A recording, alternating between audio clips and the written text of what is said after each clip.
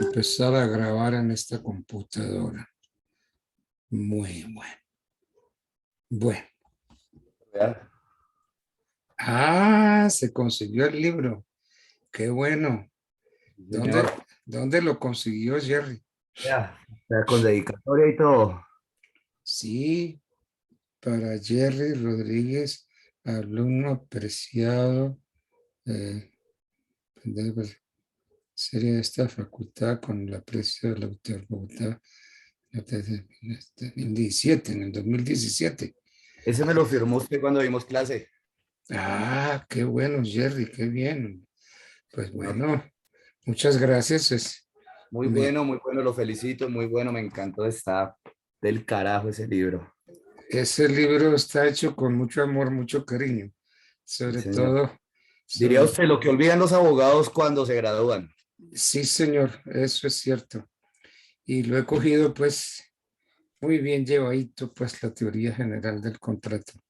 Creo que fue uno de los primeros que lo tuvo cuando usted lo publicó. Qué juicioso, qué bueno. Sí, Qué, qué clase bien, con usted. qué bueno, Jerry, muy bien. Listo, profe. Entonces ya estamos grabando. Aquí veo a Juan Camilo Giraldo. Buenas noches, Juan Camilo, ¿cómo estás? Profe, buenas tardes, ¿cómo está? Bien, gracias a Dios, todos bien. Sí, Tenemos señor. que ponernos todos en pantalla, es una solicitud de la universidad que nos pongamos todos en pantalla para vernos todos. Paola Suárez, te veo solamente la Buenas figura. noches, doctor, ¿cómo está? Ya la aprendo, gracias. Karen Cardoso, lo mismo. Karen, ¿dónde está Karen? Karen Cardoso Buenas Cruz. noches, profesor. ¿Dónde? No te veo. Ah, ahí Acá está. estoy. Karen Cardoso Cruz. Sí, es que toca meternos todos en aparecer en vivo y en directo. Bueno, bueno, son las 6 en punto. Entonces comencemos el programa. El programa está contenido en 20 sesiones y nos han organizado un examen parcial y un examen final, ¿no? Pero también nos metieron por acá un examen parcial. Entonces, a ver, les cuento. En la sesión décima, nos tienen organizado examen parcial. En la sesión 12, examen parcial. Y en la sesión 20, examen final. Entonces son 3 exámenes. El primero en la sesión décima, que ese por allá es el 8 de octubre, que cae viernes. Después viene un examen parcial el 12 de octubre, que cae martes. Y el examen final, que será el 22 de octubre. A pesar de que esta materia va hasta el 25 de octubre. Nosotros comenzamos el 27 hoy y finaliza el 25 de octubre. Bien. Entonces, el contenido programático, la universidad lo tiene en 20 sesiones. Por aquí hay como un mico en la sesión 2. Nos dice estudio del Código General del Proceso. Y el estudio del Código General del Proceso es largo. Eso no se puede ver así como en una sola sesión. Sin embargo, pues yo trataré de decir lo que más se pueda sobre el Código General del Proceso. Bueno, siguiendo entonces con nuestro programa, sesión primera, introducción al ordenamiento de la jurisdicción de familia en Colombia.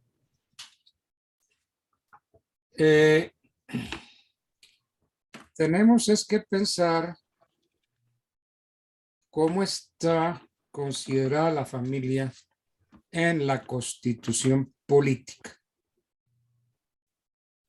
Porque los derechos constitucionales que tienen que ver con la familia son derechos fundamentales.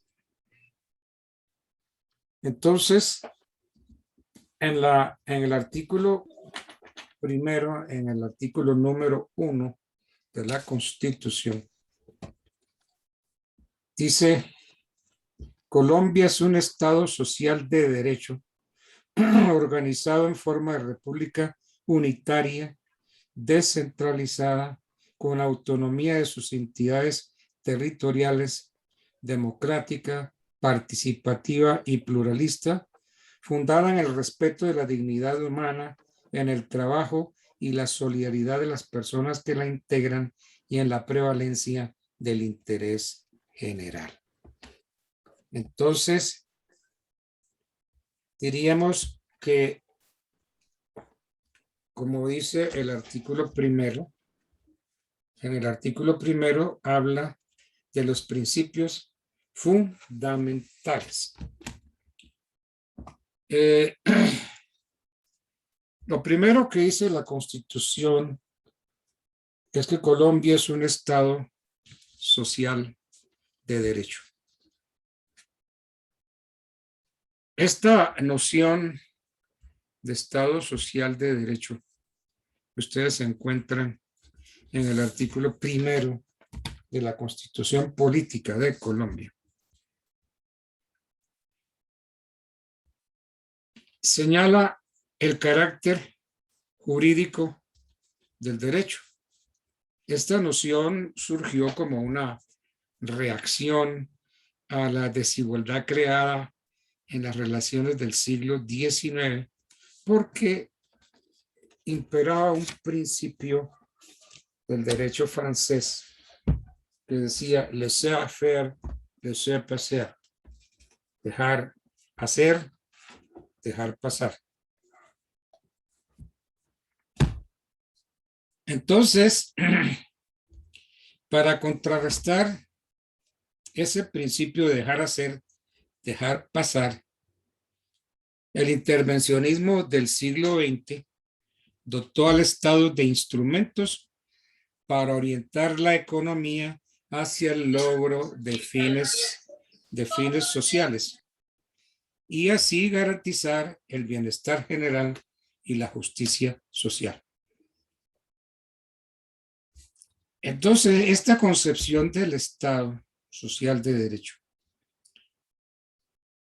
tiene una preocupación general sobre la problemática social para corregir los desequilibrios de la población. Entonces, esta definición del artículo primero, que Colombia es un Estado social de derecho, implica que Colombia no es solo un Estado de derecho, sino que además es un Estado social de derecho.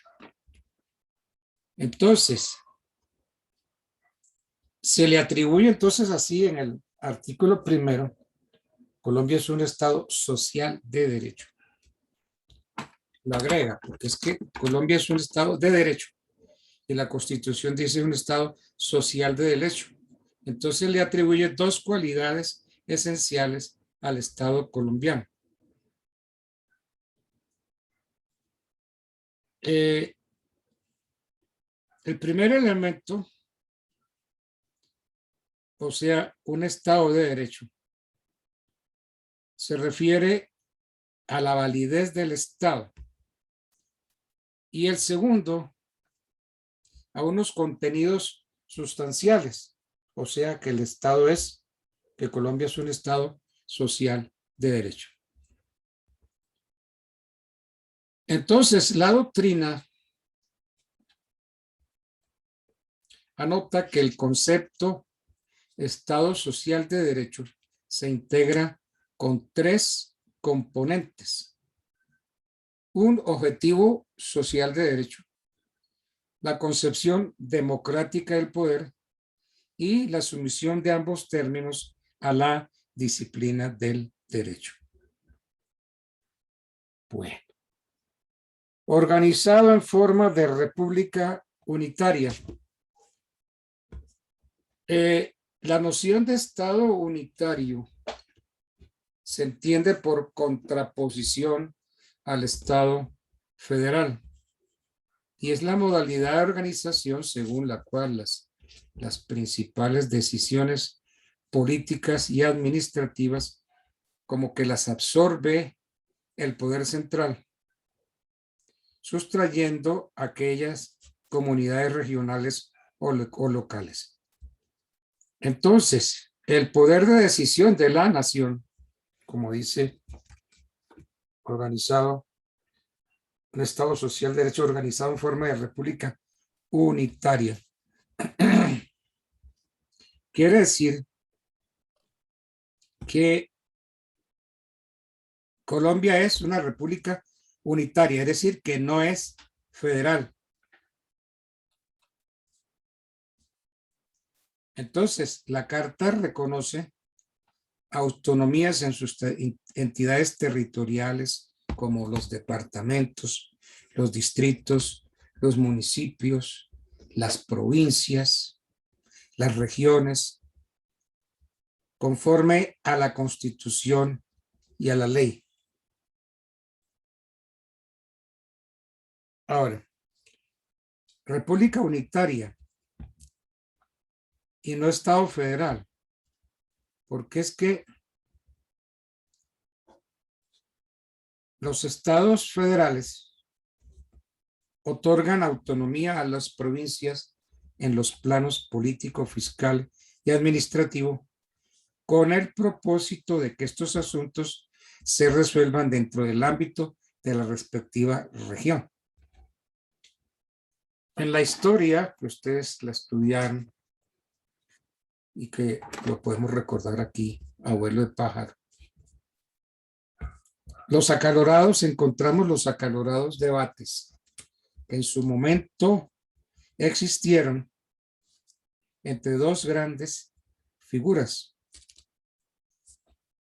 El centralismo, que fue defendido en su oportunidad por Antonio Nariño.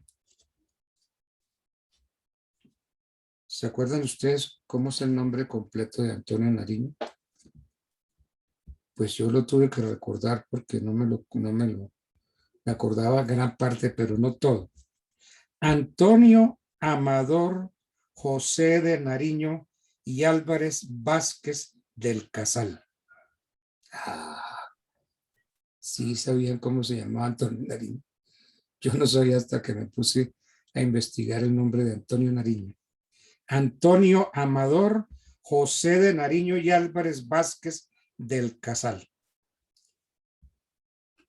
Antonio Nariño nació en Bogotá el 9 de abril de 1765 y cuando uno va a Villa de Leyva, uno encuentra que Nariño murió allá en Villa de Leyva el 13 de diciembre de 1823.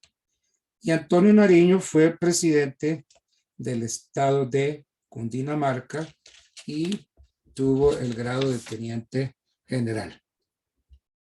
Entonces eso fue el centralismo defendido por Antonio Nariño. El federalismo, por el contrario, tuvo como uno de sus más notables voceros a Camilo Torres. Camilo Torres Tenorio. Algunos le ponen I. Camilo Torres y Tenorio. No, Camilo Torres Tenorio.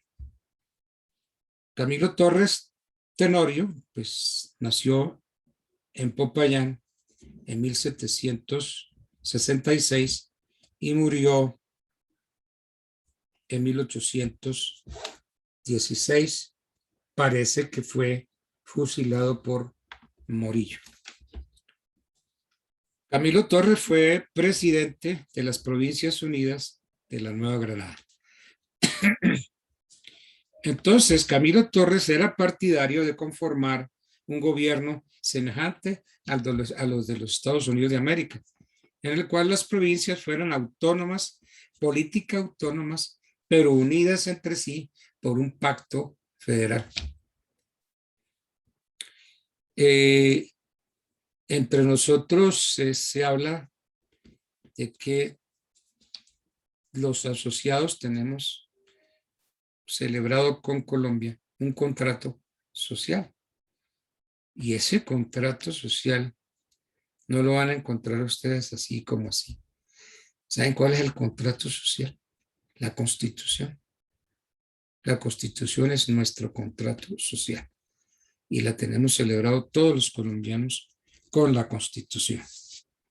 Entonces, la descentralización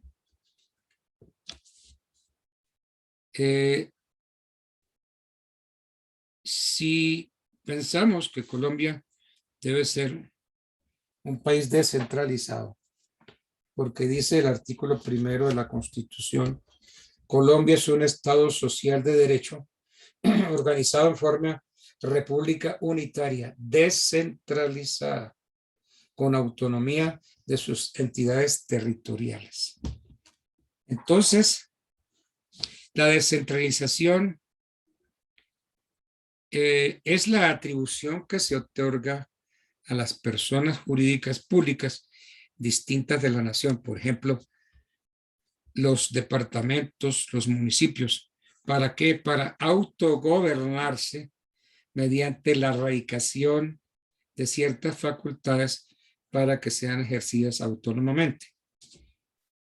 Entonces, ¿qué ha dicho la Corte sobre la descentralización? La Corte ha dicho que la descentralización es la transferencia de una parte de la actividad estatal a una entidad de determinadas características creada o autorizada por la ley para cumplir una finalidad de interés general. Los estudiosos del derecho administrativo distinguen tres clases de descentralización. Tres clases de descentralización. La descentralización territorial, la descentralización por servicios y la descentralización por colaboración. Entonces, miren, artículo 1. Colombia es un Estado social de derecho, organizado en forma de república unitaria, descentralizada. Entonces, dijimos que los estudiosos han distinguido tres clases de descentralización. La descentralización territorial, la descentralización por servicios y la descentralización por colaboración. La descentralización territorial. Ustedes quieren mirar. ¿Qué pasó aquí? Ahora se me está yendo una. Alguien me... Lo que pasa siempre que se meten dentro de él.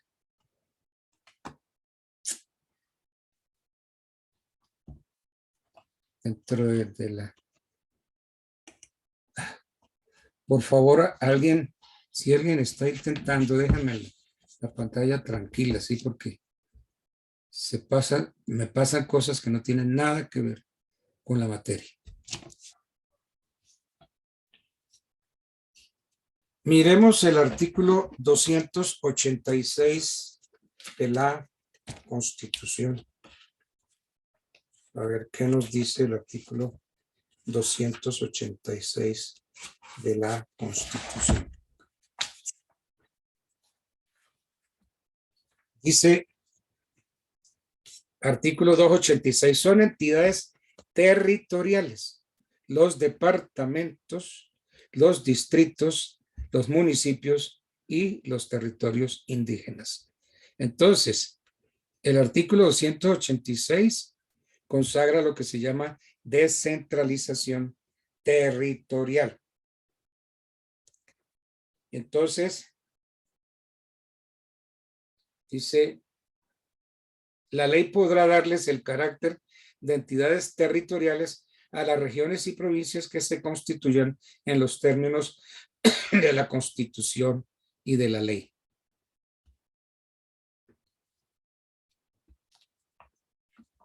Esta forma de descentralización territorial consiste en el otorgamiento de competencias o funciones administrativas a las colectividades regionales o locales para que las ejerzan en su propio nombre y bajo su propia responsabilidad.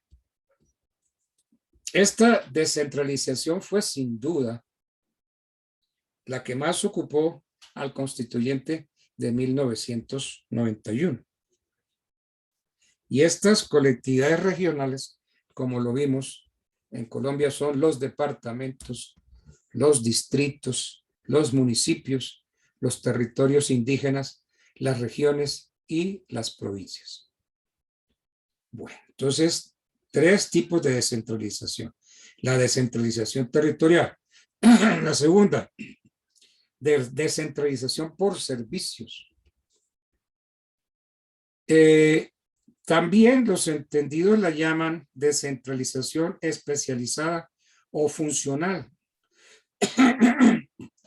Consiste en el otorgamiento de competencias o funciones de la administración a entidades que se crean para ejercer una actividad especializada. Estas entidades creadas por la ley para ese efecto son los establecimientos públicos, las empresas industriales y comerciales del Estado y las sociedades de economía mixta. Y viene la tercera descentralización, que es la descentralización por colaboración. Entonces tenemos descentralización territorial, descentralización por servicios y ahora la descentralización por colaboración. Esta descentralización está constituida por instituciones colocadas en los límites del derecho público y del derecho privado que descargan a la administración una parte de sus tareas. Se caracteriza porque el ejercicio de la función pública desarrollada en interés del Estado y en ejercicio de dicha actividad se hace en nombre de la organización privada. Entonces, podemos citar como ejemplos de descentralización por colaboración las funciones de las cámaras de comercio, la Federación Nacional de Cafeteros, como administradora del Fondo Nacional del Café.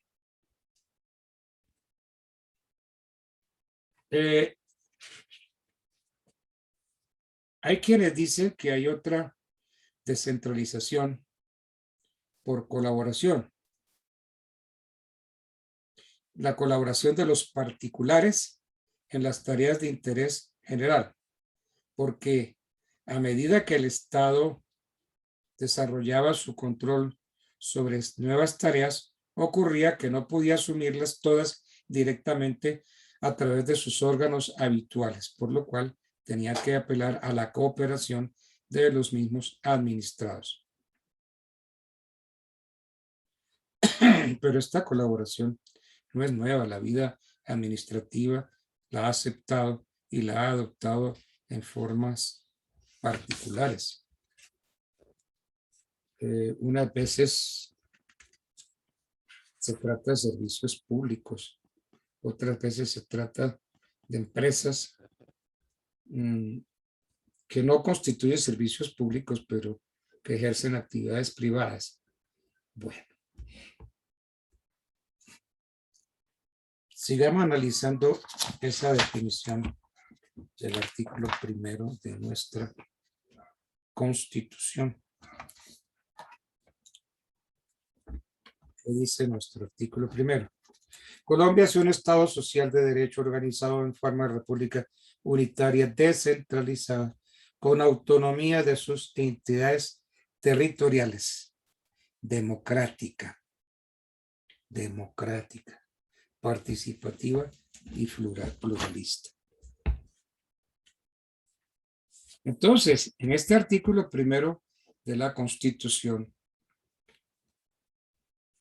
se dice que Colombia tiene un Estado democrático. Acordémonos que la democracia se define como el gobierno del pueblo. Y el pueblo escoge por sufragio, por votación a sus representantes, o sea, por elección popular.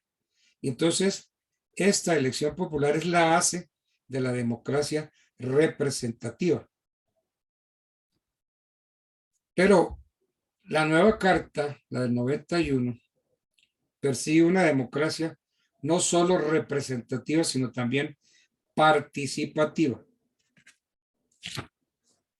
Se denomina democracia participativa aquella que le otorga a sus ciudadanos espacios suficientes para que ejerzan influjo permanente en las decisiones públicas. Y entonces descansa en la legitimidad de la escogencia de las autoridades del Estado por el sufragio, porque los elegidos, acordémonos que son elegidos por sufragio.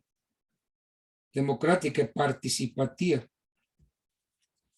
es una de las finalidades perseguidas por el Estado a partir de la Carta del 91 y se irriga en distintos escenarios de la vida nacional, entre los cuales tenemos la participación política, que se traduce en el derecho a conformar y controlar el poder político, tal y como está en el artículo 40 de la Constitución. La participación en la conformación y modificación del ordenamiento jurídico, como está en el 374 de la Constitución. Ahora, la participación administrativa, según algunos, por ejemplo, como Álvaro Tafur Galvis, tiene varias modalidades. La procedimental, la participación en los procesos educativos, la participación ciudadana en la discusión de los planes de desarrollo, la participación en la prestación y control de los servicios públicos, la participación en la regulación de la calidad de los bienes y servicios. La Corte Constitucional, en sentencia 089 de 1994, hizo allí una afortunada síntesis de la participación a lo largo del ordenamiento constitucional. Pero no me voy a meter a analizar esa sentencia. Bueno.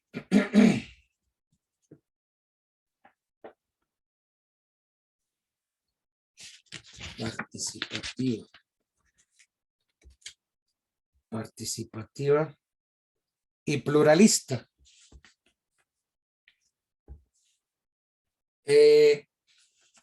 Un régimen pluralista, para entender lo que dice la Constitución, es el que admite la coexistencia de distintos grupos con intereses diferentes y marcos ideológicos para interpretar la sociedad.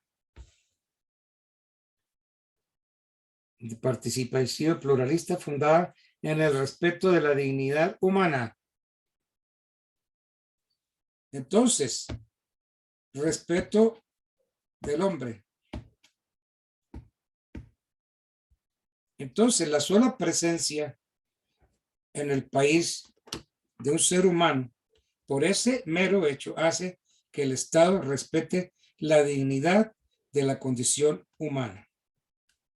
Todos, autoridades o no, debemos percibir en los demás a una persona tal como a nosotros mismos.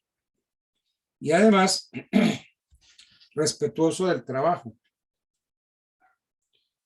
Dice, respetuoso de la dignidad humana en el trabajo y la solidaridad de las personas que la integran y en la prevalencia del interés general. Entonces el trabajo es clave para la organización productiva de la sociedad y entonces hay que respetar el trabajo.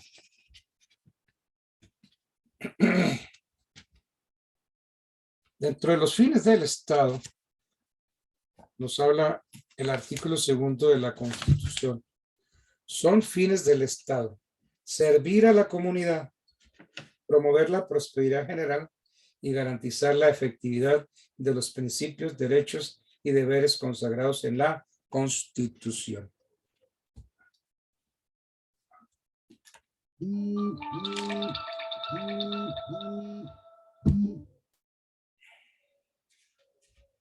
Entonces, el artículo 2 define como fines del Estado el servicio a la comunidad, la promoción a la prosperidad general y la garantía de los derechos que la Constitución consagra.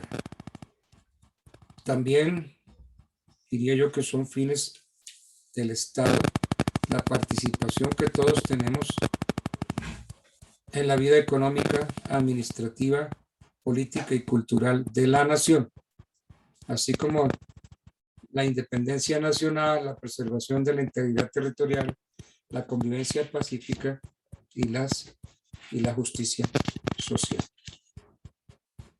Entonces, la soberanía nacional, ¿cómo la entendemos? ¿Cómo entendemos? Podemos entenderlo como la calidad que tiene la nación, entendida como ente abstracto de no obligarse y determinarse sino por su propia voluntad a través de portavoces cualificados, es decir, a través de sus representantes que son renovados periódicamente. Bueno.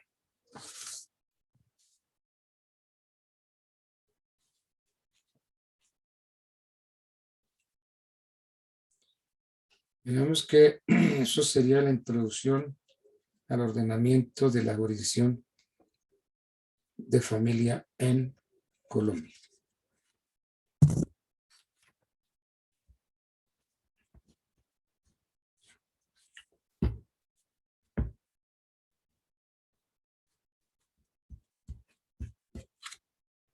También, aunque no lo dice acá, pero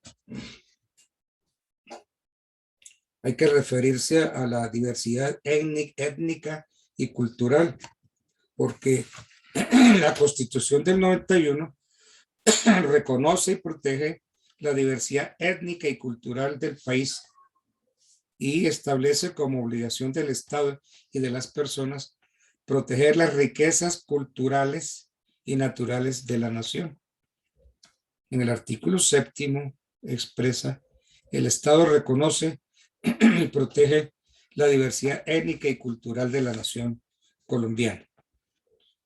Durante las sesiones de la Asamblea Constituyente del 91, se analizó el tema de las condiciones de vida de los pueblos indígenas del país y se llegó a la conclusión de que los ordenamientos constitucionales y legales vigentes hasta ese momento no contribuyen a garantizar a este sector de ciudadanos ni la paz ni el bienestar, ni les aseguraban el reconocimiento y la vigencia plena de sus derechos, ni favorecían la participación de estos pueblos en la vida y en los esfuerzos de la nación.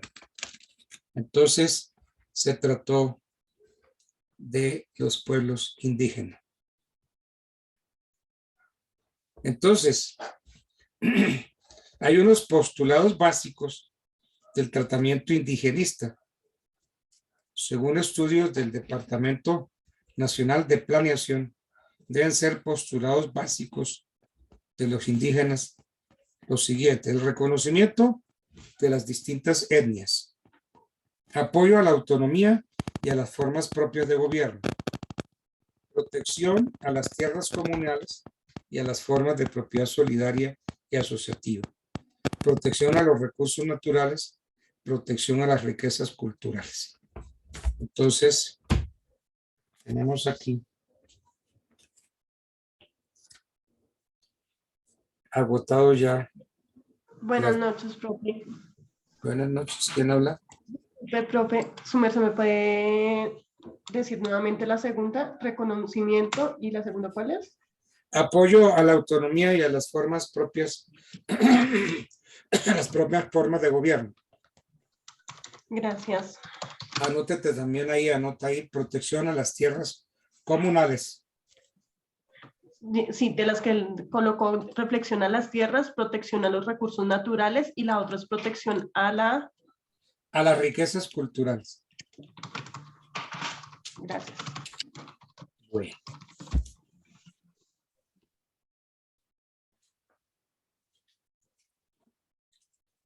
Aquí hay algo que pues a mí me desconcierta. Ya diríamos que así hemos agotado la sesión primera. Y viene la sesión segunda. Y yo no sé por qué metieron dentro de la familia, metieron estudio del Código General del Proceso. Y nada más, no hice nada más. Entonces, pues, en el Código General del Proceso hay procesos declarativos, procesos ejecutivos, procesos liquidatorios y procesos de jurisdicción voluntaria. Pero dice estudio general del proceso. Sí, los procesos declarativos, ¿se acuerdan ustedes cuando estudiaron procesal? Se busca que se declare un derecho, que sea declarado un derecho. Por ejemplo, como la petición de herencia, como el divorcio, como la custodia de los menores. El proceso ejecutivo más importante que tiene que ver con la familia es el proceso de alimentos. Los procesos de liquidación, como la sucesión, como la liquidación de las sociedades patrimoniales entre cónyuges. Los procesos de jurisdicción voluntaria, que son la corrección de errores en el registro civil, por ejemplo. Pero estudio del Código General del Proceso. A mí eso me parece como que está salido del lote. Estudio del Código General del Proceso. Ese es un tema tremendamente largo. Yo no sé quién haría este contenido programático.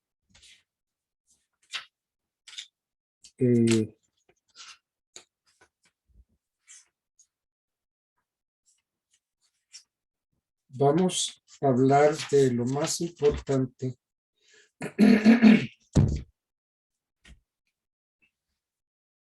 de este Código General del Proceso.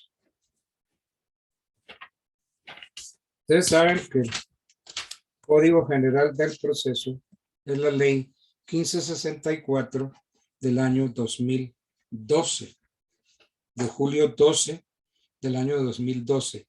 Ley 1564, o sea, Código General del Proceso.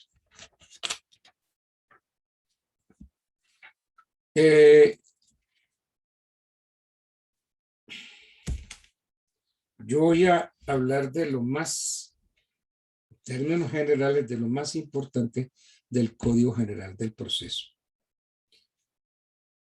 En su integridad, este Código General está inspirado en el propósito de adoptar un procedimiento oral en el cual predomina la inmediación y la concentración en el proceso por audiencias. primera característica que yo le noto o que yo traigo a colación en el Código General del Proceso. Que en su integridad, repito lo que dije, está inspirado en el propósito de adoptar un procedimiento oral en el cual predominen la inmediación y la concentración en el proceso por audiencias.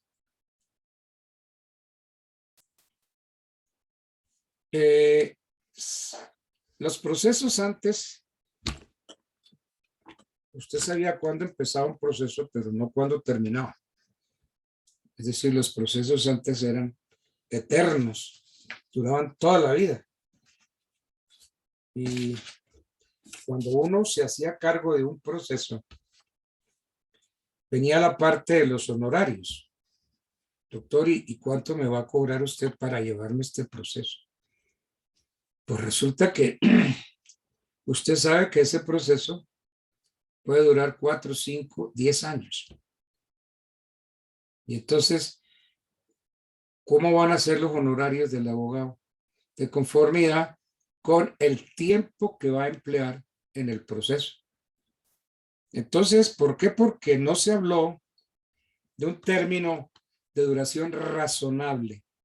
Entonces,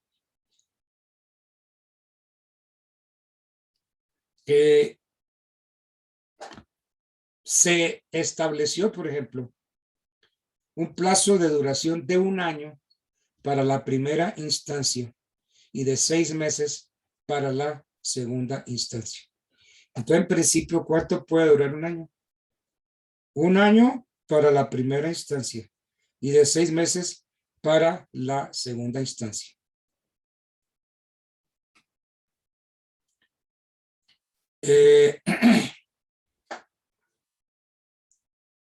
Se estableció un proceso nuevo, que es el proceso llamado monitorio. Entonces, este proceso monitorio aumenta el acceso a la justicia y la hace más asequible para el ciudadano de a pie. Entonces, este proceso monitorio puede ser iniciado sin intervención de abogado. Si ustedes tienen la ley, busquen artículo 449. Ahí vamos a encontrar el proceso monitorio.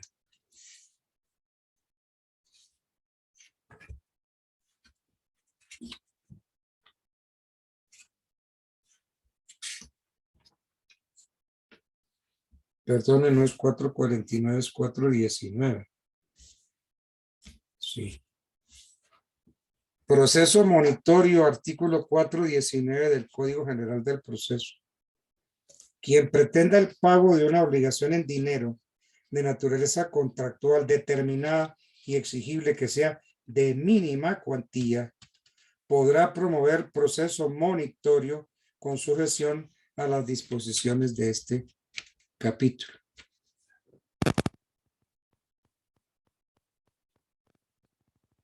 ¿Qué comentario le puedo hacer yo a este artículo 419, que es bien cortico? Quien pretenda el pago de una obligación en dinero de naturaleza contractual determinada y exigible que sea de mínima cuantía, podrá promover proceso monitorio con sujeción a las disposiciones de este capítulo.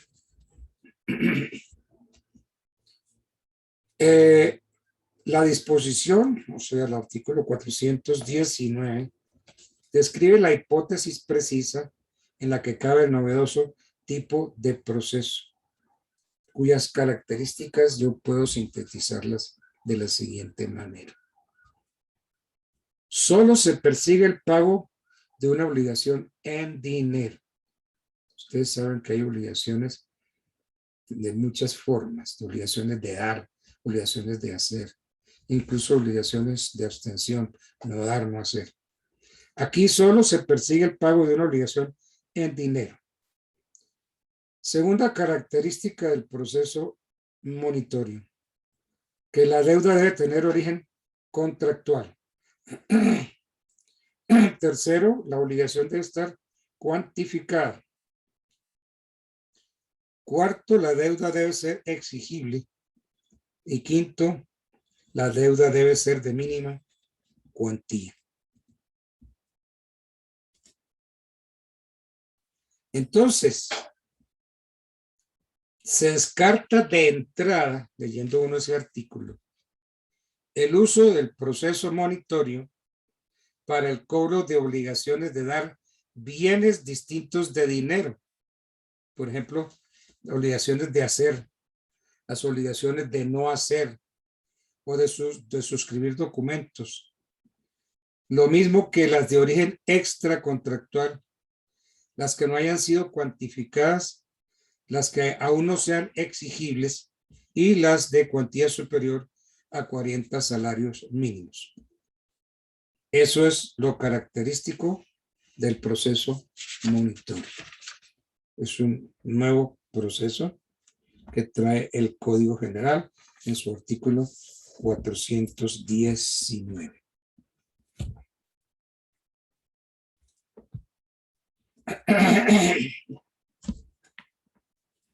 ¿Qué más puedo yo decir de este Código General del proceso?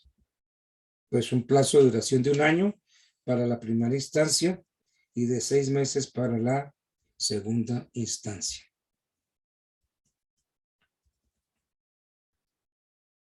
Permite la presentación de demandas por medios electrónicos, la presentación de memoriales, la realización de la notificación y traslados.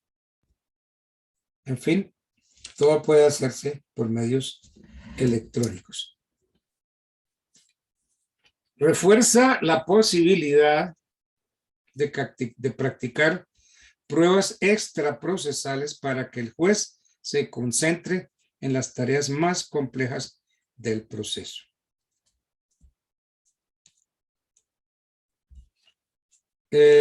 Incorpora remedios para el saneamiento efectivo del proceso, como la de el control de legalidad. Es un mecanismo oficioso de control que hace el juez para subsanar el proceso y debe hacerse en cada etapa del proceso.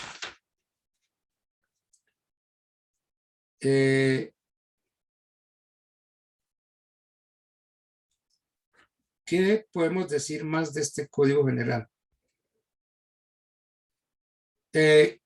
Incluye el principio de la carga dinámica de la prueba, la asignación de un mismo valor probatorio para las copias y los originales, y la simplificación y modernización de los procedimientos para la práctica de pruebas.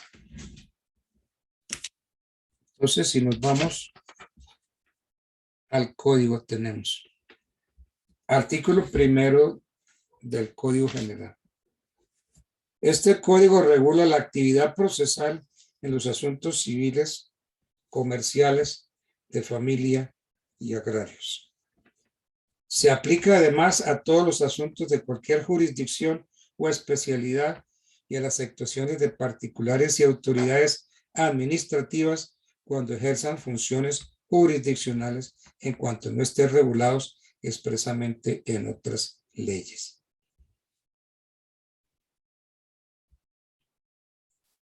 Entonces, este artículo 1 regula en forma general,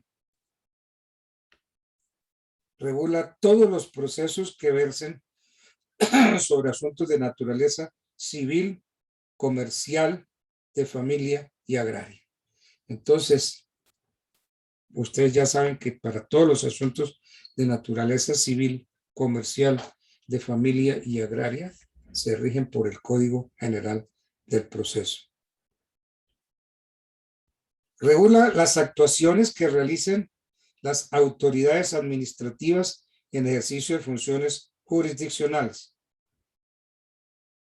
Impera también en los procesos y en las demás actuaciones procesales que adelanten los particulares en ejercicio transitorio de la función jurisdiccional. Ustedes, por ejemplo, van a ser jueces nombrados en forma transitoria, como árbitros o como conciliadores. ¿Qué dice la Constitución Nacional en el artículo 116? Tomemos la Constitución, busquemos el artículo 116.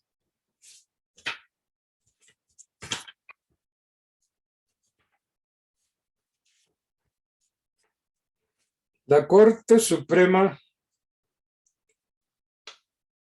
aquí está este artículo 106, está dentro de la organización del Estado, dentro de la estructura del Estado. Entonces dice, la Corte Constitucional, la Corte Suprema de Justicia, el Consejo de Estado, el Consejo Superior de la Judicatura, la Fiscalía General de la Nación, los tribunales y los jueces administran justicia. Entonces, ¿quiénes administran justicia? Pues las personas de que trata el artículo 116 de la Constitución. Y también dice, lo hace la justicia penal militar. Continuamos con el 116, dice, el Congreso ejercerá determinadas funciones judiciales. Excepcionalmente, la ley podrá atribuir función jurisdiccional en materias precisas a determinadas autoridades administrativas. Los particulares, como ustedes y yo, pueden ser investidos transitoriamente de la función de administrar justicia en la condición de jurados en las causas criminales, conciliadores o en la de árbitros habilitados por las partes para proferir fallos en derecho o en equidad en los términos que determine la ley. Entonces, cuando ustedes van a un consultorio jurídico y actúan como conciliadores, están actuando como jueces, como jueces. No se les olvide eso. Actúan como jueces. Los particulares pueden ser investidos transitoriamente de la función de administrar justicia. Pues, ¿quién administra justicia? Los jueces. ¿Quiénes son los administradores de justicia? Los jueces. En la condición de jurados en las causas criminales, conciliadores o en la de árbitros habilitados por las partes para proferir fallos en derecho o en equidad en los términos que determine la ley. Digamos que ese es el objeto.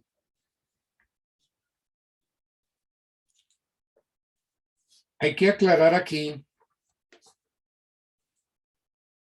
para que algunos profesores de derecho laboral no se sientan mal.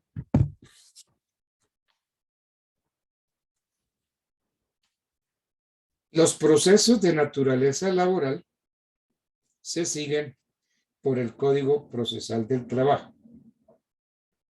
Pero en las materias no reguladas por el Código Procesal del Trabajo, como la actividad probatoria, se tiene que aplicar el Código General del Proceso. Entonces aclarémonos al doctor Pedro Pablo. Los procesos de naturaleza laboral se siguen por el Código Procesal del Trabajo. Y en las materias que no están reguladas por el Código Procesal del Trabajo, como la actividad probatoria, se tiene que aplicar el Código General del Proceso. Bueno.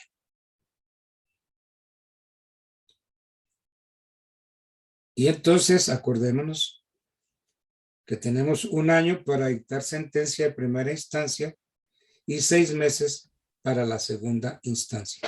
Entonces, ¿cuánto va durando un proceso? Díganme ustedes cuánto dura un proceso. Año y medio. Más Entonces, o menos.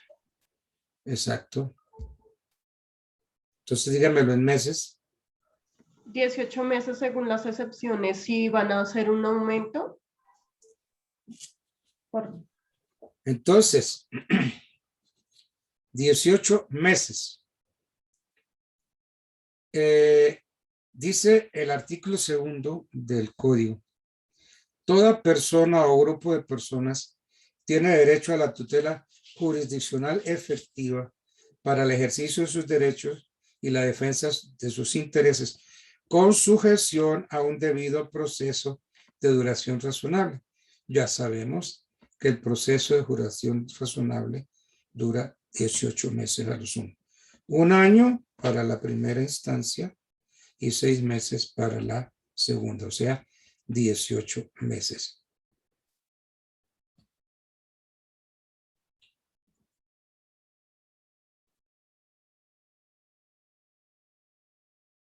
Bueno.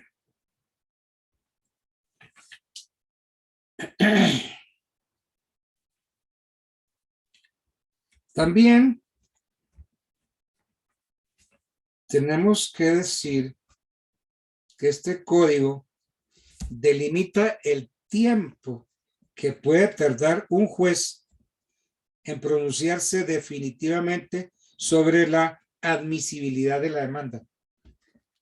Eso era terrible antes. Máximo que un juez debe demorarse para admitir una demanda son 30 días. Delimita el tiempo que puede transcurrir entre la integración del contradictorio y la emisión de la sentencia de primera o de única instancia. Lo mismo que la duración de la segunda instancia. Entonces, en primera instancia 1 año, segunda instancia 6 meses, de conformidad con el artículo 121 del Código General del Proceso. Bueno. Este código le da herramientas al juez para impedir el estancamiento del proceso. Porque es que los procesos no caminaban, se estancaban por desidia de las partes, no impulsaban el proceso por desidia de las partes u otros intervinientes. Y entonces permitían el archivo del proceso por abandono. Y entonces se aplicaba el desistimiento tácito de 1 año. El artículo 3 del Código General nos dice que las actuaciones se cumplirán en forma oral, pública y en audiencias.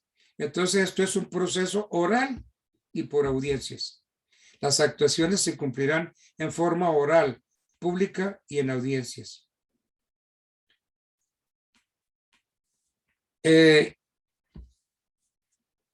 Aquí yo digo pues que este artículo 3 pone en evidencia el carácter mixto del proceso y que se identifica, como dijimos, proceso oral y por audiencias. Buena parte de las actuaciones procesales reguladas en este código se cumplen por fuera de audiencia y no en forma oral sino escrita. Eso es una cosa que yo observé. Por ejemplo, la etapa introductoria del proceso se concibe en el código como una actuación preferentemente escrita. La demanda, así es como iniciamos, preferentemente escrita. Las excepciones del demandado, por escrito. La contestación de unas y otras son actos que se cumplen por escrito y por fuera de audiencia. Y muchas otras actuaciones, inclusive las que realiza el juez, que deben cumplirse por escrito y fuera de audiencia. Entonces me dirán ustedes, ¿como cuáles, doctor? ¿Como cuáles? Por ejemplo, el trámite del recurso de apelación contra autos. Miren, tengan en cuenta, anoten artículo 326.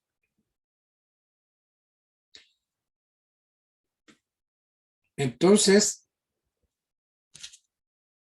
la parte central La actuación que debe realizarse en audiencia y en forma oral es principalmente el debate central del proceso, como la práctica de pruebas, la formulación de los alegatos y la emisión de la sentencia. La ley estatutaria, que es la ley 1285 del 2009, estableció como regla general que las actuaciones procesales deben ser orales y que la actuación procesal debe ser pública para ser coherente con los postulados del derecho internacional de los derechos humanos. Otro punto del Código General del Proceso es la igualdad de las partes. Eso se conoce con el nombre de isonomía. Miren, la igualdad de las partes no es nuevo. Esto se viene cacaraqueando desde la ley de las 12 tablas. En Roma hablaban de la igualdad de las partes y pelearon mucho por la igualdad de las partes en el proceso o la igualdad de las partes ante la ley. Entonces el artículo 4 dice: el juez debe hacer uso de los poderes que este código le otorga para lograr la igualdad real de las partes. No se les olvide, igualdad de las partes. Tiene el nombre, toma el nombre de isonomía. Entonces, ¿qué comentario le puedo yo hacer a este artículo 4? El código reconoce que el proceso judicial solo puede ofrecer una solución justa en tanto las partes contiendan en plano de igualdad. Y que para alcanzar el equilibrio puede ser necesario adoptar medidas concretas que corrijan las desigualdades que suelen evidenciarse en la confrontación de las partes. Entonces, lo que el código busca es la igualdad real,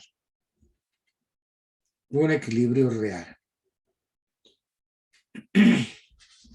Doctor, ¿usted nos puede dar ejemplos de que tiene el código para buscar ese equilibrio real?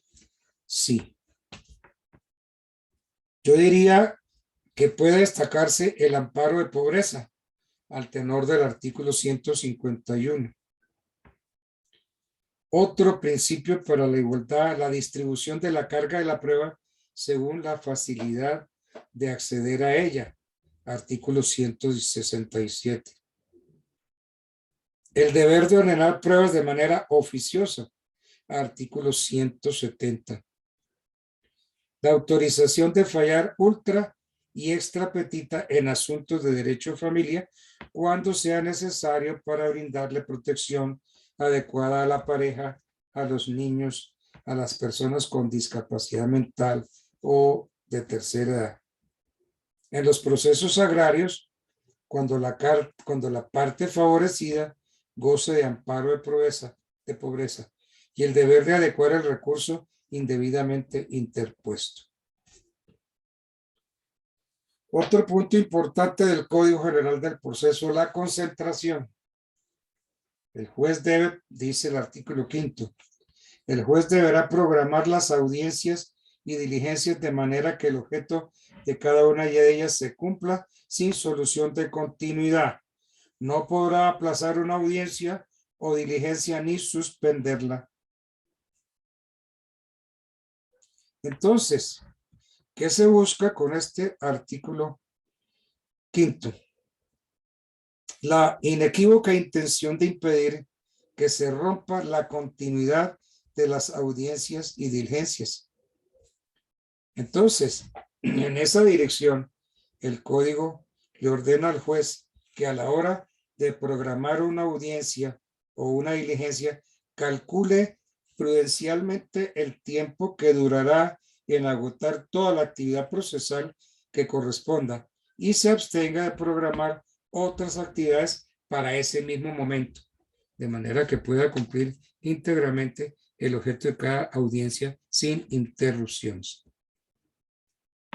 Otro punto importante del Código General del Proceso es lo que los tratadistas hablan de inmediación de la prueba. El principio de la inmediación. Artículo 6. El juez deberá practicar personalmente todas las pruebas y las demás actuaciones judiciales que le correspondan. Miren, en los juzgados muchas veces se va a recepcionar un testimonio y entonces el juez designa a un funcionario del juzgado para que reciba el testimonio. Eso rompe contra el principio de la inmediación de la prueba. El artículo 6 le ordena al juez, dice, el juez deberá, es un imperativo, tiene que, el juez deberá practicar personalmente, el juez deberá practicar personalmente todas las pruebas y las demás actuaciones. Entonces, como dice el artículo 171, el juez debe practicar personalmente todas las pruebas y las demás actuaciones judiciales.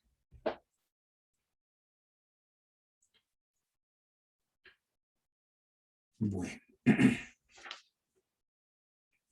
Séptimo, legalidad. Los jueces en sus providencias están sometidos al imperio de la ley. Deberán tener en cuenta además la equidad, la costumbre, la jurisprudencia y la doctrina. Cuando el juez se aparte de la doctrina probable, ustedes saben, ¿se acuerdan cuál es la doctrina probable? 3 sentencias de la Corte en Tribunal de Casación constituyen doctrina probable. Cuando el juez se aparte de la doctrina probable, estará obligado a exponer clara y razonadamente los fundamentos jurídicos que justifican su decisión. De la misma manera procederá cuando cambie de criterio en relación con sus decisiones en casos análogos. El proceso deberá adelantarse en la forma establecida en la ley.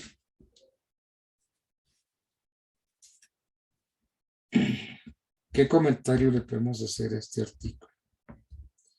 Que el código desarrolla aquí el precepto del artículo 230 de la Constitución, precisando la jerarquía en el sistema de fuentes y aprovecha para fortalecer el concepto de doctrina probable, al cual le han conferido una importancia muy grande los franceses y la jurisprudencia de la Constitución Nacional. Por ejemplo, Corte Constitucional, sentencia C-836 del 2001. Entonces, el código pretende que el juez no haga caso omiso de la doctrina probable, como tampoco de sus propios precedentes, para lo cual le exige explicar en forma razonada los motivos por los cuales se aparta de algún fallo de la Corte. Y entonces así se precave la arbitrariedad y se promueve el trato igualitario de los asociados por autoridad judicial. Aunque la norma admite la posibilidad de que el juez se separe de la doctrina probable o de sus propios precedentes, es consciente de que esa prerrogativa puede hacer imperar el capricho y provocar una reacción social violenta si el afectado no se explica o no se le explica por qué, sin haber cambiado el régimen, su caso ha sido resuelto en forma distinta a otros procesos idénticos. Y por último, el artículo obliga al juez a ceñirse estrictamente a las normas legales en la realización de la actividad del proceso, para lo cual en casos excepcionales tendrá que acudir las reglas del artículo 12, pues no faltará alguna actuación que esté huérfana de regulación precisa. ¿Qué más podemos decir en términos generales? Que Según el inciso primero del artículo 230 del Código, los jueces en sus providencias solo están sometidos al imperio de la ley. Pero el artículo 13 nos dice que la costumbre, siendo general y conforme con la moral cristiana, constituye derecho a falta de legislación positiva. La costumbre, siendo general y conforme con la moral cristiana, o sea que no podemos decir la moral musulmana, como está de moda ahora el derecho musulmán. Entonces la costumbre, si está conforme, si es general y conforme con la moral cristiana, entonces constituye derecho a falta de legislación positiva. ¿Se acuerdan ustedes cuando estudiaban la costumbre? ¿Se acuerdan que existe una clasificación generalmente aceptada? La costumbre secundum legem, la costumbre praeter legem, costumbre contra legem. Secundum legem, praeter legem y contra legem.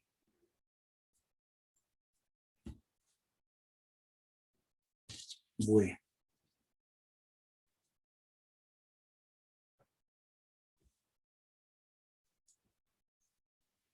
De esas tres costumbres, secundum legem, praeter legem y contra legem, entonces yo tengo que decirles que a la luz de los artículos 8 del Código Civil y 13 de la Ley 153 de 1887, está prohibida la costumbre contra legem.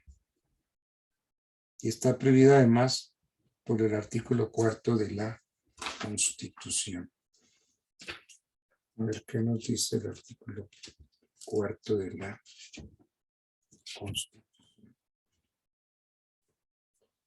La Constitución es norma de normas, en todo caso de incompatibilidad entre la Constitución y la ley u otra norma jurídica, se aplicarán las disposiciones constitucionales. Es deber de los nacionales y de los extranjeros en Colombia acatar la Constitución y las leyes, respetar y obedecer a las autoridades. Entonces, la costumbre contra ley está, pues, prohibida por el artículo 4 de la Constitución. ¿Por qué? Porque es que si presumimos que las leyes se ajustan a la Constitución, la costumbre contraria a una ley, pues indirectamente es contraria a la Constitución. Entonces, las únicas costumbres que quedan es la praeter legem y la costumbre secundum legem.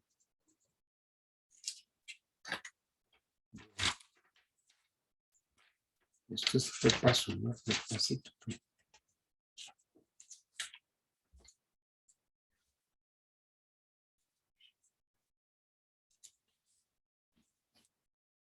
¿A qué están sometidos los jueces?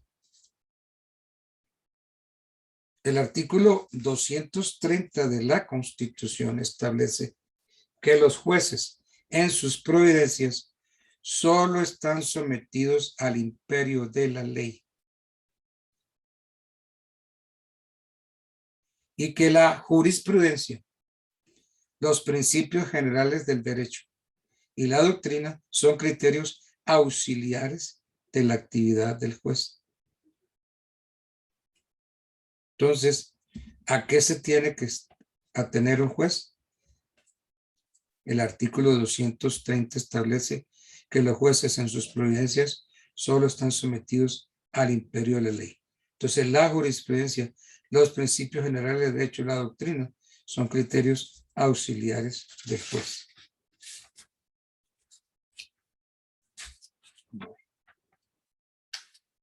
El artículo 8, iniciación e impulso de los procesos. Los procesos solo podrán iniciarse a petición de parte, salvo los que la ley autoriza a promover de oficio.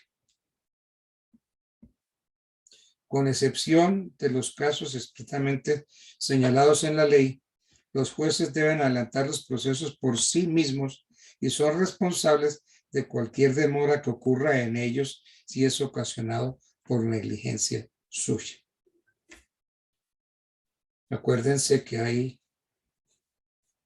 dos sistemas, el sistema inquisitivo y el sistema dispositivo.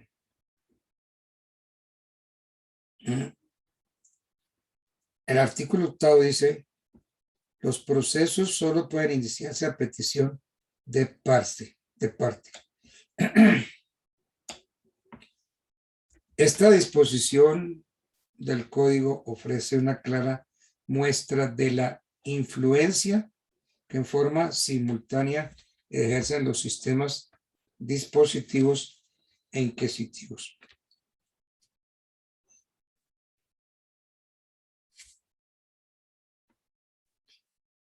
El sistema dispositivo, acuérdense ustedes cuando vieron procesar, la iniciativa del proceso se reserva por regla general al interesado, pero el impulso del proceso, una vez es promovido, se defiere principalmente al juez. Entonces, ¿quién lo inicia? El interesado, el demandante. ¿Y quién lo impulsa? El juez. Entonces, el impulso es característico del sistema inquisitivo. Entonces, excepcionalmente puede el juez promover de oficio el proceso, aunque rara vez puede iniciarlo, pues, pero es por petición de parte. El artículo 9 nos dice que los procesos tienen dos instancias, a menos que la ley establezca una.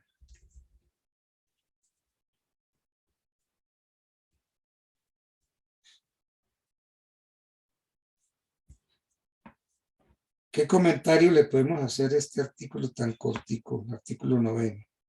Los procesos tendrán dos instancias, a menos que la ley establezca una sola. Al establecer como regla general la doble instancia, porque dice que los procesos tienen dos instancias, este artículo, el 9, no hace otra cosa que desarrollar el mandato del artículo 31 de la Constitución, en virtud del cual las sentencias judiciales por lo regular deben admitir control por medio de apelación o consulta. Entonces,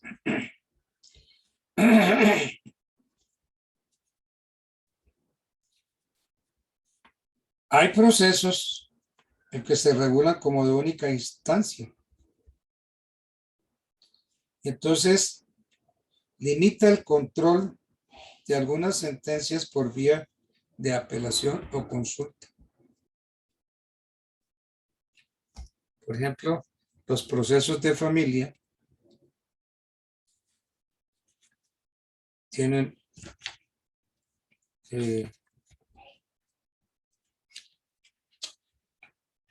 una sola instancia. Espérenme, verán.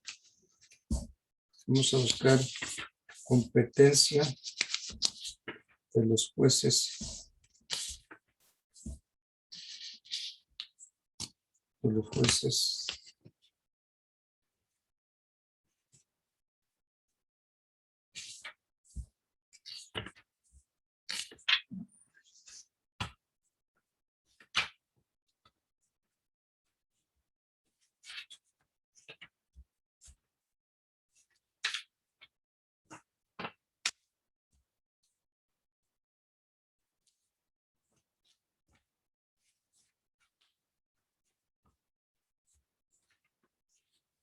Competencias de los jueces de familia en única instancia.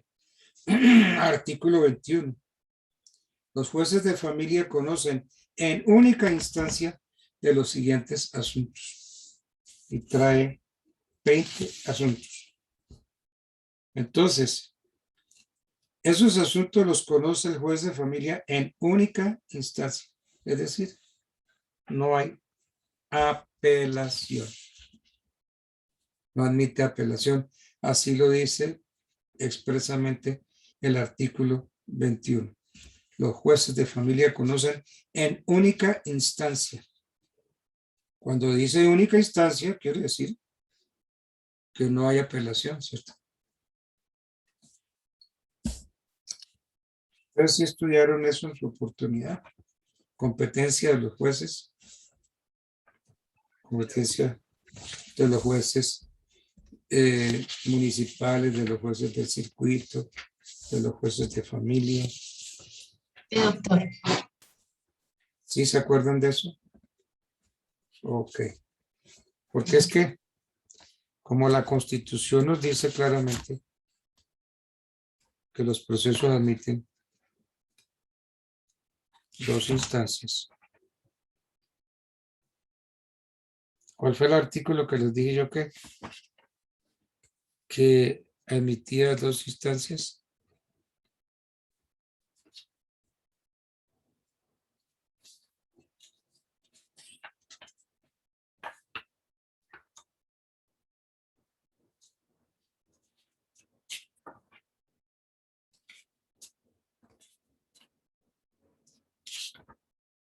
¿El 287, doctor? Pues, si usted lo dice es porque de pronto está viendo mejor que yo. 287 de la Constitución, no.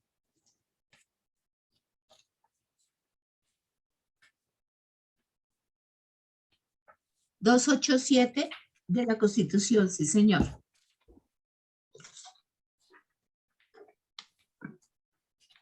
Artículo 287 de la Constitución. Y no, Eso es lo que acabé de... no. Constitución Política de Cabre, ¿no? ¿Estoy equivocada? Pues yo tengo aquí, dice 287. Las entidades territoriales gozan de autonomía. Entidades territoriales. ¿Sí? No. Hay un artículo que dice que los procesos tienen dos instancias. Profe, buenas noches. No sé si es el artículo 121 del Código General del Proceso. Que habla del tiempo, ¿cierto? Sí, señor. Que El dice artículo 121 del Código General del Proceso. de la duración, La doble instancia, sí, señor. la duración razonable del proceso. De eso habla el 121. Y que habla de 1 año para la primera instancia y de 6 meses para la segunda instancia. Pero entonces déjenme, yo busco el 121. 121. 121. ¿Dónde está el 121? No. Ninguna autoridad del Estado podrá ejercer funciones distintas.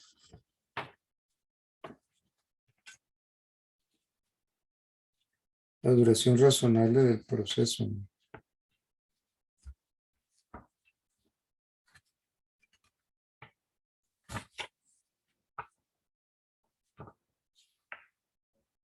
Ah.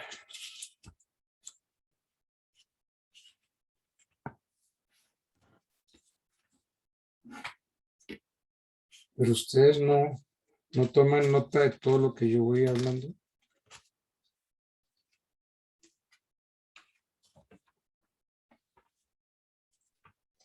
Sí, señor, le estamos tomando nota. Sí, sí, señor. Sí, doctor. Bueno, ¿y cuál es la duración razonable del proceso? 18 meses. 12, exacto. Un Año año para primera instancia y 6 meses para segunda Pues, instancia. Y segundo, Doctor, sí, doctor, yo encontré el artículo de las dos instancias, es el artículo 9 del Código General del Proceso. eso Instancia. era Los procesos tendrán dos instancias a menos que la ley establezca una sola. Exactamente. Ese lo. Los procesos tendrán dos instancias, a menos que la ley establezca una sola. Y aquí fue donde les dije yo que el artículo 31 de la Constitución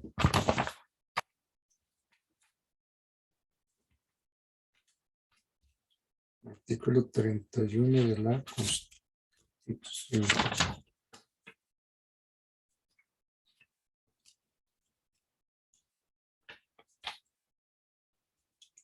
Dice que toda sentencia judicial podrá ser apelada o consultada.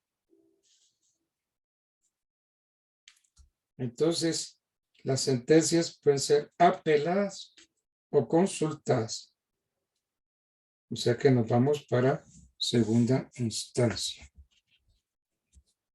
Porque es que con la apelación o con la consulta, toda sentencia judicial podrá ser apelada o consultada.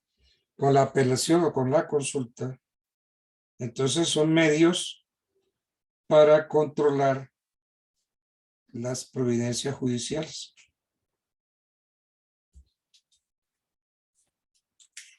¿Ok? Por medio entonces de la apelación y de la consulta, podemos controlar las actuaciones judiciales.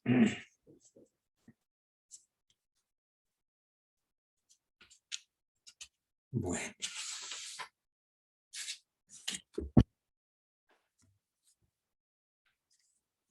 Veníamos pues analizando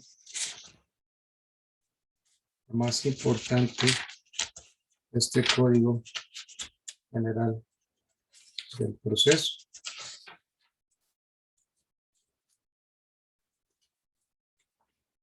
El artículo 12 nos habla de las deficiencias, de los vacíos del código.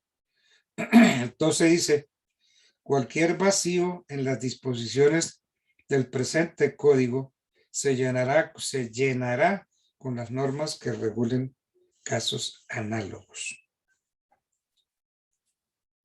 ¿A qué se está refiriendo este artículo? Concretamente a la analogía. Cuando ustedes estaban en kinder jurídico, estudiaron la analogía. ¿Tú qué dices, Lady Milena? ¿Sí o no? Sí, profe. ¿Qué se acuerda de la analogía? La analogía, profe. La analogía es como el análisis. No, Lo que recuerdo es como ese análisis. ¿Sí? no, no. Mm, Oiga, pues ahora ustedes mismo. se van a tener que meterle duro al derecho porque cuando les toque el examen de estado, les van a dar duro. Porque miren, La analogía no es la comparación entre una o varias cosas. a ver, cuando yo hago una pregunta, no ¿Profe? me responda con otra pregunta. Profe, no sé si estoy mal y usted me corregirá, pero digamos, hay un caso en especial, ¿sí? Y para dictar sentencia en ese caso no hay una ley. Entonces, ¿qué hacemos? Nos vamos a otros fallos con una apreciación casi igual o a un caso muy parecido y miramos cómo se falló, digamos, en ese caso. Y hago como una comparación y miro si puedo aplicar las leyes que se hicieron para dictar fallo en ese caso. Es como comparar, ¿sí? Bueno, ¿Cuál es el caso que más te parece? anoten ahí porque ustedes tienen un mal. Que cuando se trata de temas ya vistos, ustedes dicen, yo me lo sé todo, yo sé eso, yo lo estudié, es que yo no necesito, ¿para qué voy a hacerle caso al doctor Altamar? ¿Para qué voy a mirar apuntes? Si eso ya yo lo vi. Uy, esto es de la teoría general, esto es de bienes, esto es de procesal, esto es de obligación, esto es de contrato. Pero si ya yo vi obligaciones, uy, yo sí, un ducho. Contratos ni se diga, yo vi contratos. Miren, busquen, anoten esto, hombre. Artículo 8, Ley 153 de 1887. ¿Qué establece ese artículo 8 de la Ley 153 del 87? Dice que debemos aplicar la analogía. Dice, se aplicarán leyes que regulen casos semejantes y en su defecto la doctrina constitucional y las reglas generales del derecho. Se aplicarán leyes que regulen casos semejantes y en su defecto la doctrina constitucional y las reglas generales del derecho. Entonces, ante las deficiencias del código, cualquier vacío que presente el código se tiene que llenar con las normas que regulen casos análogos, es decir, se aplicarán las leyes que regulen casos semejantes y en su efecto la doctrina constitucional y las reglas generales del derecho.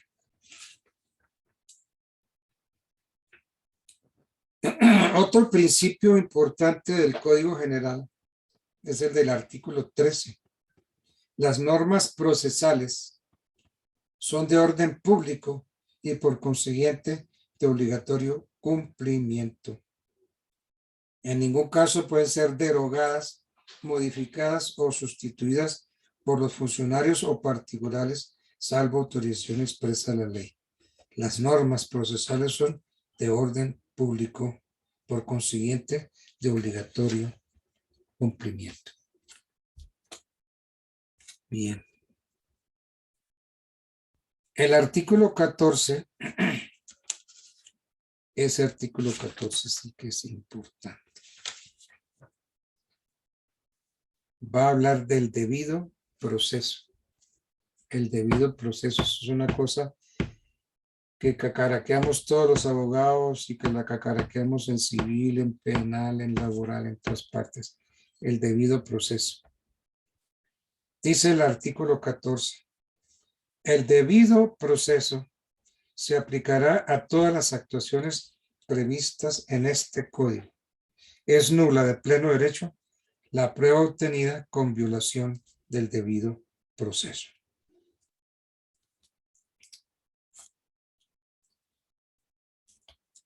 Mire que el artículo es cortico. El debido proceso se aplicará a todas las actuaciones previstas en este código y es nula de pleno derecho la prueba obtenida con violación del debido proceso.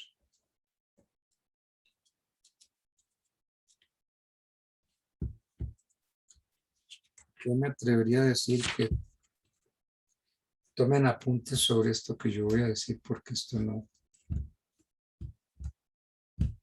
Yo tengo aquí 4 libros sobre el debido proceso para llegar a unas conclusiones. La disposición del artículo 14 reitera 2 aspectos importantes contemplados en el artículo 29 de la Constitución, que dice el 29. El debido proceso se aplicará a toda clase de actuaciones judiciales y administrativas. Y entonces, ese artículo 29 tiene unas bases muy precisas. Nadie puede ser juzgado sino conforme a leyes preexistentes al acto que se le imputa. Ese principio está regulado desde el derecho romano en latín. Por favor, anótense.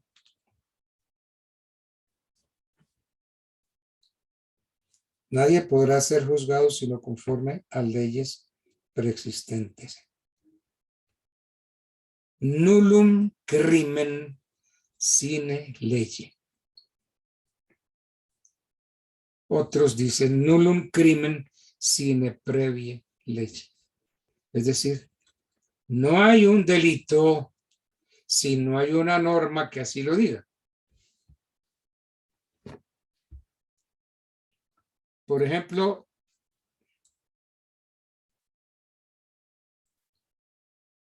el adulterio. El adulterio no está consagrado en ninguna ley como delito. Entonces, si no está consagrado en ninguna ley como delito, y a mí, mi señora, me formula un denuncio por penal, por adulterio, ¿cómo me defiendo? Señor juez, nullum crimen sine legem. Eso es lo bonito de Alfonso Reyes Echandía, compañero mío en el externado. Alfonso se fue a Italia y obtuvo el segundo premio Ferri en Italia, porque el primer premio Ferri se lo ganó Julio César Gaitán. Gaitán fue el primer premio Ferri y el segundo fue Alfonso Reyes Echandía. Y entonces él llegó a Colombia hablando de la tipicidad. Él decía que los delitos tienen que ser típicos, es decir, que si la conducta suya está contemplada en una norma como delito, entonces usted comete ese delito. Es decir, las leyes no se violan. Usted no viola las leyes. Lo que pasa es que el comportamiento suyo se adecua a la norma tipo. Si la norma tipo dijera que el que comete adulterio comete delito y se va para la cárcel, pues si me prueban el adulterio, pues cometo delito y me voy para la cárcel. Nullum crimen sine previa lege. Esa es la tipicidad. Entonces, la disposición del artículo 14 del debido proceso reitera dos aspectos importantes, como yo estaba diciendo, contemplados en el artículo 29 de la Constitución. La precisión del alcance del debido proceso respecto de todas las actuaciones jurisdiccionales. Dice el 29 de la Constitución, el debido proceso se aplicará a toda clase de actuaciones judiciales y administrativas.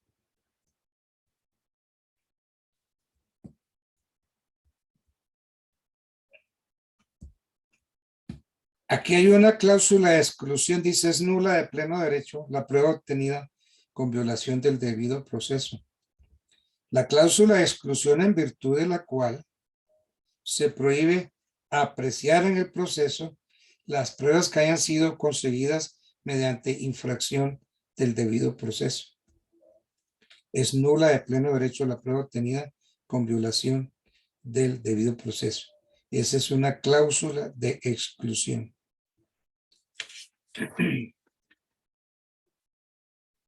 Bueno.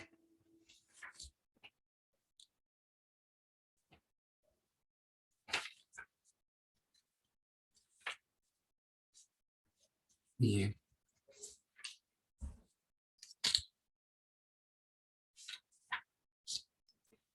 El derecho al debido proceso o debido proceso, yo diría que se descompone en varias garantías que tutelan diferentes intereses de los sujetos procesales. De un lado está el interés de asegurar el derecho de defensa y contradicción del inculpado, por una parte. Por otro, garantizar la presunción sobre inocencia y la tutela de los derechos o los intereses públicos o privados. Hay una pregunta estúpida que suelen hacer en la fiscalía. ¿Y usted cómo se declara? Pues ¿cómo quiere que me declare? Inocente. Porque pesa sobre mí la presunción de inocencia. Entonces, el derecho al debido proceso se descompone en varias garantías. El interés de asegurar el de derecho de defensa y contradicción, y la otra es garantizar la presunción sobre su inocencia. Otro punto importante, el derecho a no ser juzgado, sino conforme a las leyes preexistentes al acto que se imputa, o el principio de favorabilidad, los cuales no admiten limitaciones. Otro derecho importante, el derecho de defensa, el derecho de contradicción.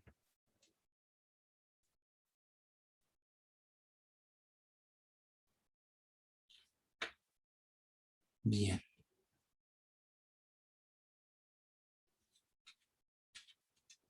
Después entonces ya vienen los sujetos del proceso.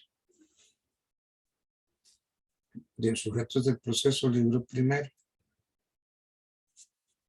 Y entonces empieza a hablar de dos pilares muy importantes: jurisdicción y competencia. Y sigue desarrollando un montón de puntos importantes: la prorrogabilidad o la improrrogabilidad de la jurisdicción y la competencia. En principio tenemos que decir que la jurisdicción y la competencia son improrrogables. Sin embargo, muchas veces se puede prorrogar. Y viene entonces el artículo 17, competencia de los jueces civiles municipales en única instancia.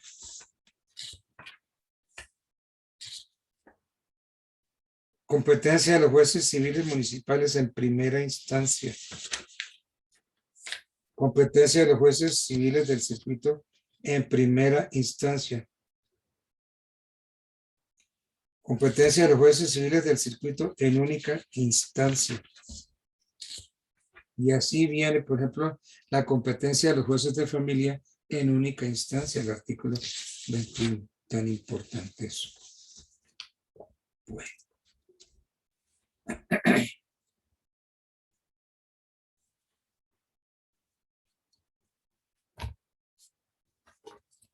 Bien. Digamos que estos son los puntos más importantes del Código General del Proceso. Pues para no meternos con las audiencias. Y viene estudio de los procesos aplicables en la jurisdicción de familia. Estudio de los procesos aplicables en la jurisdicción de familia. ¿Cuáles son esos? Los procesos declarativos. Se busca que se declare un derecho. En el proceso declarativo lo que buscamos es que se declare un derecho. Por ejemplo, el derecho de petición de herencia, en el divorcio, en la custodia de los hijos. Esos son todos procesos declarativos. Los procesos ejecutivos, cuando el padre no da alimentos, pues podemos iniciarle un proceso ejecutivo. Están los procesos liquidatorios de sucesiones, los procesos de liquidación de la sociedad conyugal, procesos de liquidación de la sociedad patrimonial, los procesos de liquidación de la sociedad marital y los procesos de jurisdicción voluntaria, que son para corregir los errores.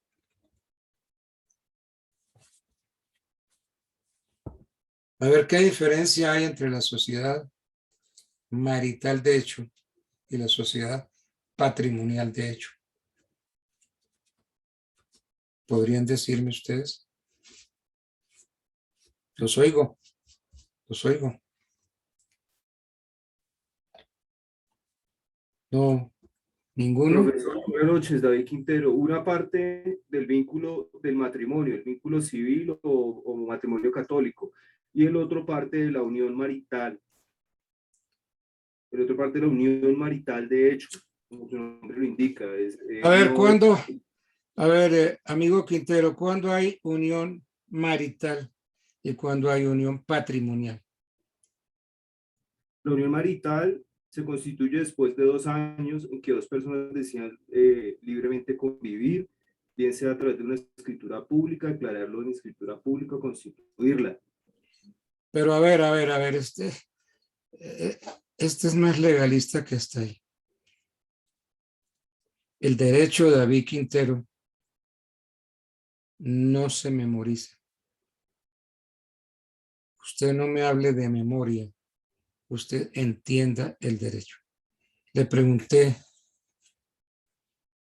¿qué diferencia hay entre la sociedad marital de hecho y entre la sociedad patrimonial de hecho? Quintero. La sociedad patrimonial de hecho parte desde el momento en que las dos personas, después de los 2 años, o digamos que se puede establecer o poder, digamos que se constituye el patrimonio, la unión, de esa Bueno. unión patrimonial. Lo Y corto, corto ahí, David, porque a mí no me gusta que me llenen la cabeza de hojas. A mí no me gusta que me den paseos. Uy, eso me ofende a mí cantidades. Ustedes están acostumbrados a inventar el derecho sobre el camino. Le hacen una pregunta y van inventando el derecho. Vamos a poner un ejemplo. Si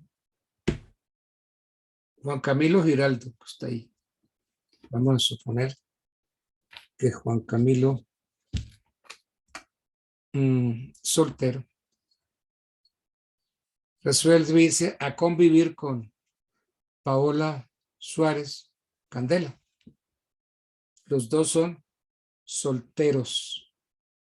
No tienen problema para contraer matrimonio y deciden vivir juntos sin contraer matrimonio.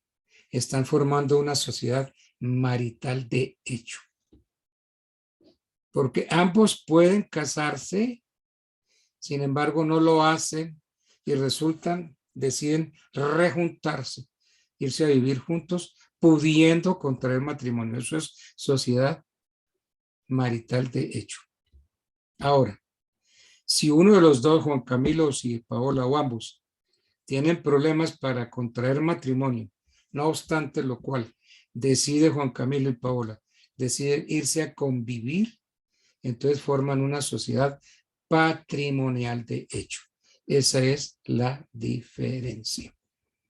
Que no les den sopa y seco, que no les den paseo.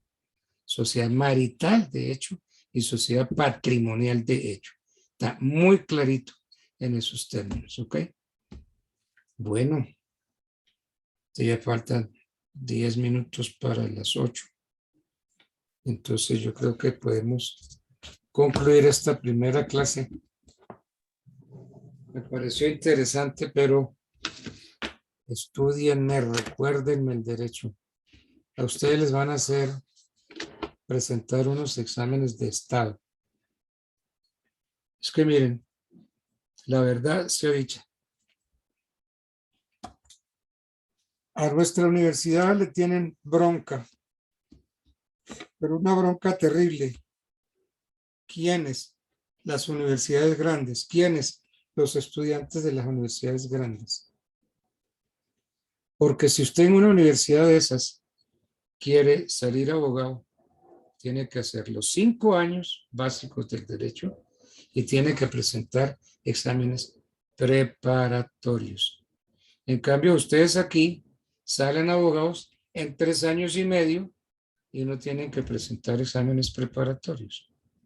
Entonces, todas estas universidades hicieron fuerza para ver si nos podían sacar del RIN, pero nuestra universidad fue aprobada así, 3 años y medio y sin preparatorios. ¿Qué hacemos? Así nos aprobó el ministerio. Entonces eso les da urticaria, pero una urticaria terrible, hasta que lograron conseguir que ustedes sean obligados a presentar un examen de estado. Y ese examen de estado sí les van a preguntar de todo. No es como antes que usted reclamaba la tarjeta profesional, usted presentaba pues su trabajo de grado, le daban la tarjeta profesional y es decir, con eso iba al Consejo Superior de la Judicatura y ahí le daban la tarjeta. Hoy ya no. Usted termina los estudios, ¿no? Y le pueden dar el diploma de abogado, pero la tarjeta profesional se la dan después de que usted presente el examen de estado. Y entonces en ese examen de estado nos van a tirar a matar, pero a matar. Entonces prepárense.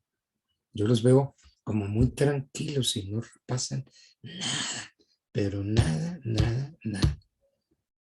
Hay que coger todas las materias y estudiarlas. Y una de las materias más importantes a la que le dan énfasis es al derecho constitucional colombiano. Ese derecho, repásenlo porque sobre ese derecho constitucional van a venir muchas preguntas. Bueno, un placer saludarlos, que descansen, que pasen una feliz noche. Hasta mañana. Doctor, muy amable. Bueno, Doctor cordial, un saludo, muchas chao. gracias. Feliz noche. Doctor, hasta luego. Gracias, doctor. Gracias. Bueno.